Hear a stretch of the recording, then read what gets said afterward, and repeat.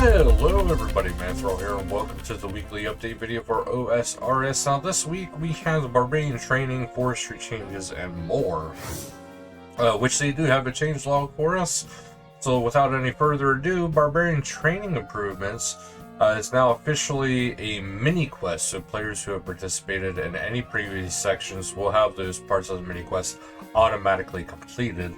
They also added the Barbarian farming, which allows players to plant seeds without a seed dibbler and automatically destroy plant pots when planting trees.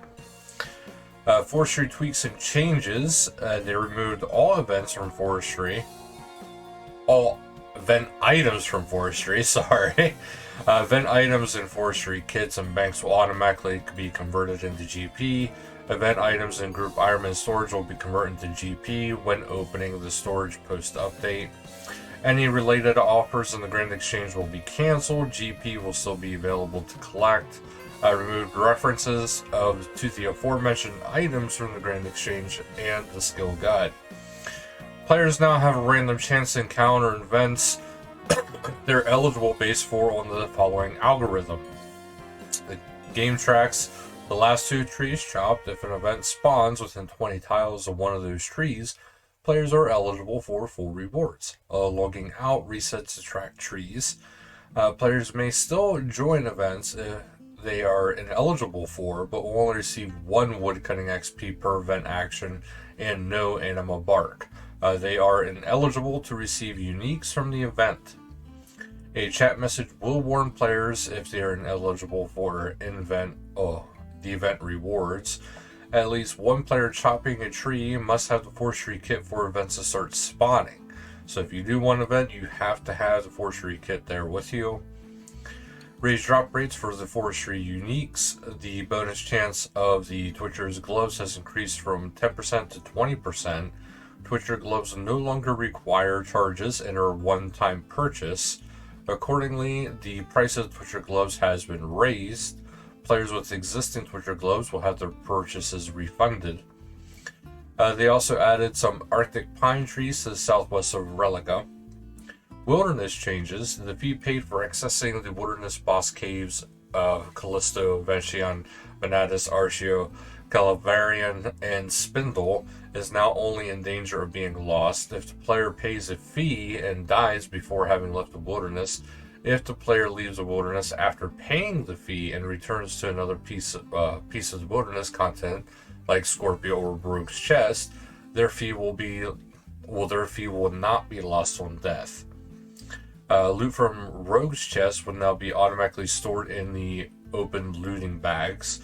The Ring of Wealth Eye now doubles the chance to obtain hard clue scrolls from the Rogue's Chest, in line with its behavior elsewhere in the wilderness. Players who already have a hard clue scroll will obtain a 2-dose prayer potion from this roll. Other changes.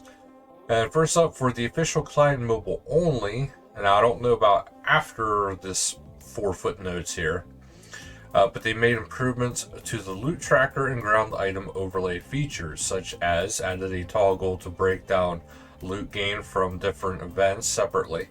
Added a toggle on tradable items in the ground item overlay options. Bank keys from PvP death are now tracked via the loot tracker. Items in the loot tracker now include links to the OSRS wiki. Now this may be otherwise, but sanity is now set to max when teleporting away from the Whisperer. Teleblock spells will no longer apply to the 10-second logout prevention effect to the caster, only to the target.